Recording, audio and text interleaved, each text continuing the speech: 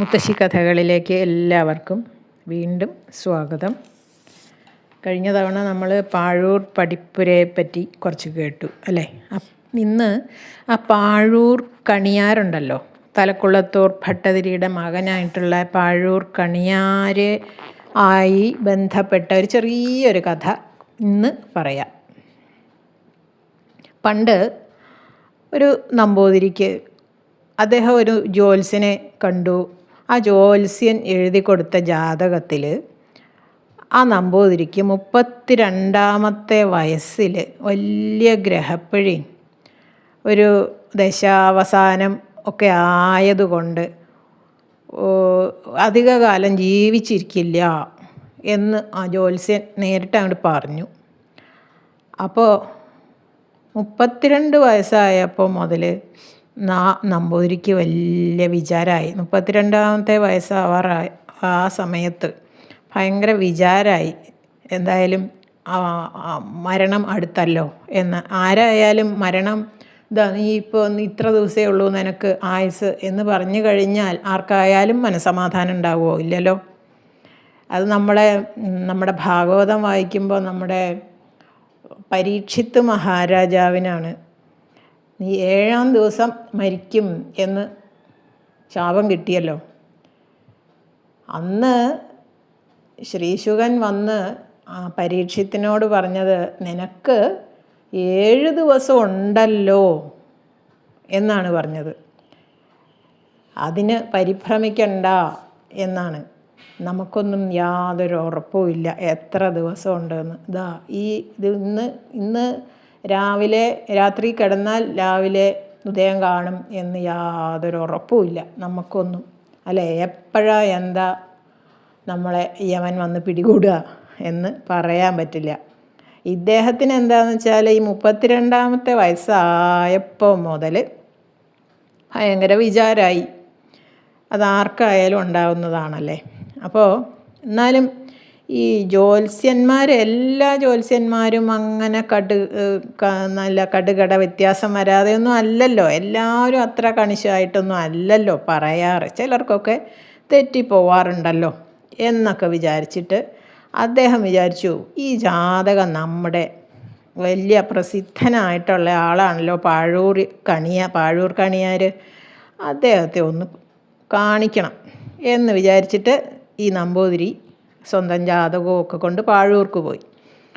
നമ്പൂതിരി കണിയാരുടെ പടിപ്പുരയിലെത്തിയത് ഒരു ദിവസം ഒരു ഉച്ച കഴിഞ്ഞ് 4 മണി സമയത്താണ്. കണിയാരെ കണ്ട് വിവരമെല്ലാം പറഞ്ഞു. കണിയാർ നമ്പൂതിരിയെ കണ്ടപ്പോൾ തന്നെ അദ്ദേഹത്തിൻ്റെ മുഖത്ത് മരണലക്ഷണം പൂർണ്ണമായിട്ട് തെളിഞ്ഞിരുന്നു എന്നാണ് പറയണത്. അദ്ദേഹം അന്ന് തന്നെ മരിക്കും, അധികം താമസിച്ചാൽ അവിടെ കിടന്ന് തന്നെ മരിച്ചേക്കും എന്നൊക്കെ അങ്ങോട്ട് കണിയാർക്ക് തോന്നി. അപ്പോൾ കണിയാർ പറഞ്ഞു, ഇന്നിപ്പോൾ ഇത്രയും നേരം വൈകുന്നേരം ആയില്ലേ, ജാതകം നാളെ പരിശോധിക്കാം എന്ന് പറഞ്ഞു. ഇന്ന് അവിടുന്ന് ഇവിടെ അടുത്ത് എവിടെയെങ്കിലും താമസിച്ചിട്ട് നാളെ വന്നോളൂ എന്ന് പറഞ്ഞു. എന്നാൽ നാളെ വരാം എന്ന് പറഞ്ഞ് നമ്പൂതിരി അപ്പം തന്നെ അവിടുന്ന് പോരുകയും ചെയ്തു. അദ്ദേഹം അങ്ങനെ നേരെ പെരുന്തൃക്കോവിലേക്കാണ് പോയത് എന്നാണ് പറയണത്. അദ്ദേഹം അവിടെ പുഴയിൽ ഇറങ്ങി കുളിയും സന്ധ്യാവന്ദനവും എല്ലാം കഴിച്ച് അമ്പലത്തിലേക്ക് ചെന്നു. നടയിൽ ചെന്ന് നിന്നിട്ട് അവിടെ പാഴൂർ പെരുന്തൃക്കോവിൽ എന്ന് പറയുന്നത് ശിവൻ്റെ വിഗ്രഹമാണ്. അവിടെ മൂർത്തി പരമശിവനാണ്. ശിവദർശനമൊക്കെ കഴിച്ചു.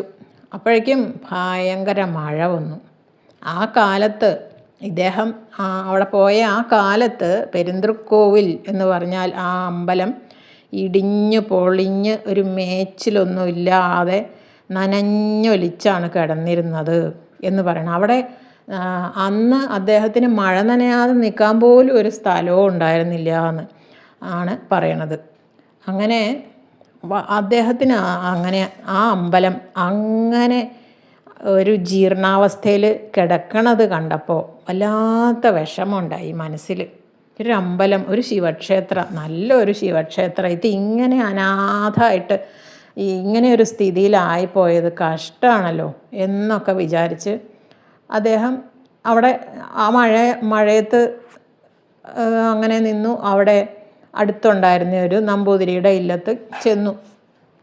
ഇങ്ങനെയൊക്കെ പറഞ്ഞു, ഇവിടെ കണിയാരെ കാണാൻ വന്നതാണ് അദ്ദേഹം, നാളെ നോക്കാം എന്നാണ് പറഞ്ഞത്, അതുകൊണ്ട് ഇന്ന് ഇവിടെ കൂടാമെന്ന് വിചാരിച്ചു എന്നൊക്കെ പറഞ്ഞു. അദ്ദേഹം അവിടെ കൂടി അത്താഴമൊക്കെ കഴിച്ച് കിടന്നു.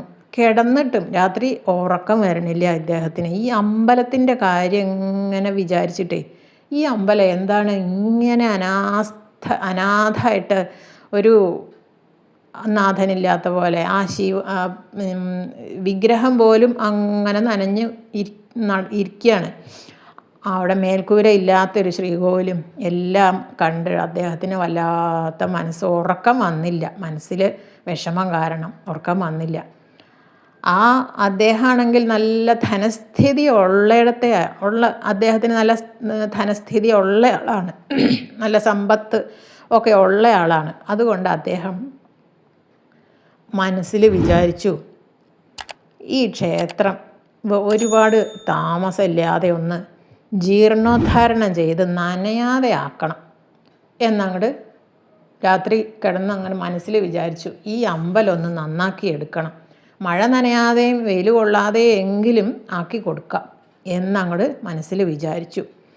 അങ്ങനെ കുറച്ച് നേരം കിടന്ന് ഉറങ്ങി. അപ്പോഴേക്കും നേരം വെളുത്തു.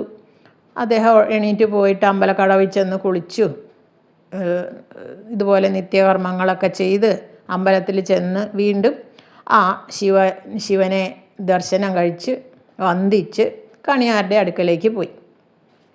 ആ കണിയാർക്ക് ഈ നമ്പൂതിരിയെ കണ്ടപ്പോൾ അത്ഭുതമായി. എന്താ, ഇന്നലെ രാത്രി തന്നെ മരിക്കും എന്നാണ് കണിയാർ അദ്ദേഹത്തിൻ്റെ മുഖലക്ഷണം കണ്ടതേ. രാത്രി ഇന്ന് നേരം വെളിച്ചാക്കില്ല എന്നാണ് കണിയാർ കണ്ടത് അന്ന് തലേദിവസം അദ്ദേഹത്തെ കണ്ടപ്പോൾ. കണിയാർക്ക് ഇദ്ദേഹം അങ്ങോട്ട് കുളിച്ച് കുറിയിട്ട് അങ്ങോട്ട് കയറി ചെന്നപ്പോൾ വിസ്മയം ആയി എന്നാണ് പറയുന്നത്. അപ്പോൾ തലേ ദിവസം രാത്രി ഇങ്ങനെയൊക്കെ വിചാരിച്ചിട്ടേ അങ്ങോട്ട് കണ്ടപ്പോൾ അത്ഭുതമായി. കണിയാർ അദ്ദേഹത്തിനോട് ചോദിച്ചു, ഇന്നലെ ഇവിടുന്ന് അങ്ങോട്ട് പോയിട്ട് അതിന് ശേഷം തീരുമാനിച്ചുകൊണ്ട് എന്തോ വലിയൊരു പുണ്യകർമ്മം ചെയ്തു എന്ന് തോന്നണമല്ലോ, അതെന്തായിരുന്നു എന്ന് ചോദിച്ചു. അദ്ദേഹം പറഞ്ഞു, ഞാൻ വിശേഷിച്ചൊന്നും ചെയ്യണ്ടായില്ല, ഇവിടുന്ന് പോയി പുഴയിലിറങ്ങി കുളിച്ചു, സന്ധ്യാവന്ദനം കഴിച്ചു, ക്ഷേത്രത്തിൽ കയറി ശിവദർശനം കഴിച്ചു, അതിൻ്റെ ശേഷം ആ നമ്പൂരിയുടെ ഇല്ലത്ത് ചെന്ന് അത്താഴം കഴിച്ച് അവിടെ കിടന്നു ഉറങ്ങി. ഇന്ന് നേരം വെളിച്ചായപ്പോൾ ഇങ്ങോട്ട് പോന്നു, കുളിയും നിത്യകർമ്മം കഴിച്ച് ഇന്നും അമ്പലത്തിൽ കയറി തൊഴുതു, അത് കഴിഞ്ഞതപ്പോൾ ഇങ്ങോട്ട് നേരെ വരണ വഴിയാ എന്ന് പറഞ്ഞു. അതുകൊണ്ടായില്ല എന്ന് പറഞ്ഞു കണിയാർ. ദേഹം കൊണ്ട് ഇത്രയൊക്കെ ചെയ്തുള്ളൂ എന്നാണെങ്കിലും മനസ്സുകൊണ്ട് എന്തോ വലിയൊരു പുണ്യകർമ്മം ചെയ്തിട്ടുണ്ട് എന്ന് ഉറപ്പിച്ച് പറയണു. അത് എന്തായിരിക്കും എന്ന് ചോദിച്ചു. അപ്പോൾ അദ്ദേഹം പറഞ്ഞു, മനസ്സുകൊണ്ടൊരു കാര്യം ഇന്നലെ ഞാൻ തീർച്ചപ്പെടുത്തിയിട്ടുണ്ട്.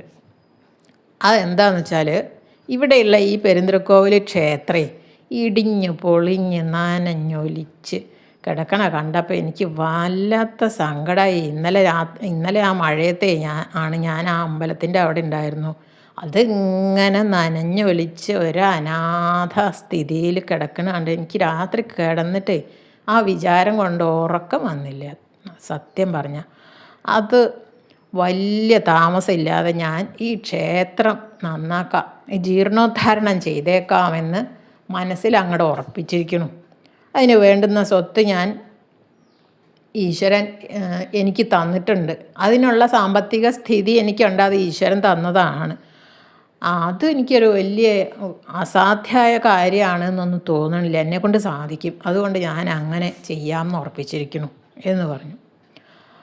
അപ്പോൾ കണിയാർ പറഞ്ഞു, അത് മതി, ധാരാളമായി. അവിടത്തേക്ക് ജാതകം എഴുതി തന്ന ജ്യോത്സ്യനെ, പണ്ട് ജാതകം എഴുതി തന്ന ആ ജ്യോത്സ്യനില്ലേ, ഒട്ടും നിസ്സാരനൊന്നും അല്ല. അവിടുന്ന് ഇന്നലെ മരിക്കേണ്ടതായിരുന്നു. അപ്പോൾ ശിവദർശനം കഴിക്കാൻ സംഗതിയാവും ചെയ്തു, ശിവക്ഷേത്രം പണിയിക്കാമെന്ന് നിശ്ചയിക്കുകയും ചെയ്തത് കൊണ്ടാണ് അങ്ങ് ഇന്നലെ മരിക്കാതിരുന്നത്. നിശ്ചയിച്ചിട്ടുള്ളതുപോലെ ആ ക്ഷേത്രം ഉടനെ പണി കഴിച്ച് ജീർണോദ്ധാരണമൊക്കെ ചെയ്താൽ അവിടേക്ക് 100 വയസ്സ് വരെ ആയുസ്സുണ്ടാവും. 100 വയസ്സും കഴിഞ്ഞ് അവിടേക്ക് മരണം ഉണ്ടാവുള്ളൂ എന്ന് പറഞ്ഞു. അത് ഉറപ്പുള്ള കാര്യമാണ്. ഇനി ജാതകം പരിശോധിക്കാനൊന്നും വേണ്ട, ഒന്നും വേണമെന്നില്ല, പരിശോധിക്കുകയേ വേണ്ട എന്ന് പറഞ്ഞു. അങ്ങനെ ആ കണിയാരുടെ ഈ വാക്ക് കേട്ടപ്പോൾ ഈ നമ്പൂതിരിക്ക് വലിയ സന്തോഷമായി, സമാധാനമായി. പാഴൂർ കണിയാരെക്കുറിച്ച് അദ്ദേഹത്തിന് നല്ല വിശ്വാസമായിരുന്നു. അദ്ദേഹം പറഞ്ഞാൽ അണുവിട തെറ്റില്ല എന്ന് നല്ല വിശ്വാസമാണ്. നമ്മൾ കഴിഞ്ഞ കഥയിൽ കേട്ടതാണല്ലോ അദ്ദേഹത്തിൻ്റെ മാഹാത്മ്യങ്ങൾ അല്ലേ. അങ്ങനെ ഒട്ടും സംശയിക്കാതെ കണിയാരോട് യാത്രയൊക്കെ പറഞ്ഞ് സ്വദേശത്തേക്ക് പോയി. എന്നിട്ട് അധികം താമസിയാതെ ഈ ക്ഷേത്രം ജീർണോദ്ധാരണം ചെയ്യാനുള്ള പണവും അത്രയും പണവുമായിട്ട് വീണ്ടും പാഴൂരെത്തി. ക്ഷേത്രം നല്ല ഭംഗിയായിട്ട് നടത്തിച്ചു. നല്ല ജീർണോദ്ധാരണമൊക്കെ ചെയ്ത് എല്ലാം ഭംഗിയാക്കി ചെയ്തു വെച്ചു കൊടുത്തു.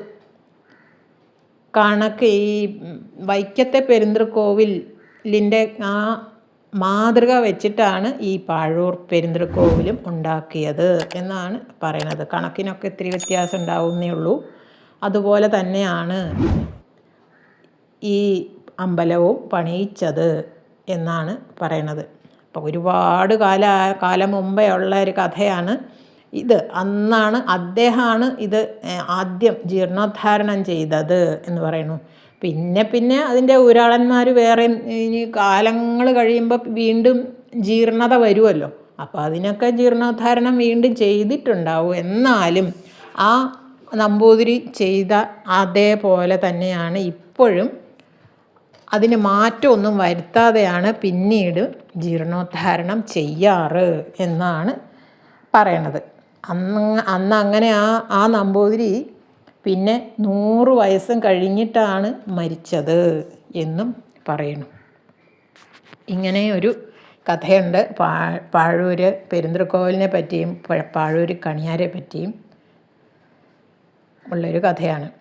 അടുത്തൊരു കഥയായിട്ട് വീണ്ടും വരാം. അതുവരെ എല്ലാവർക്കും നന്ദി, നമസ്കാരം.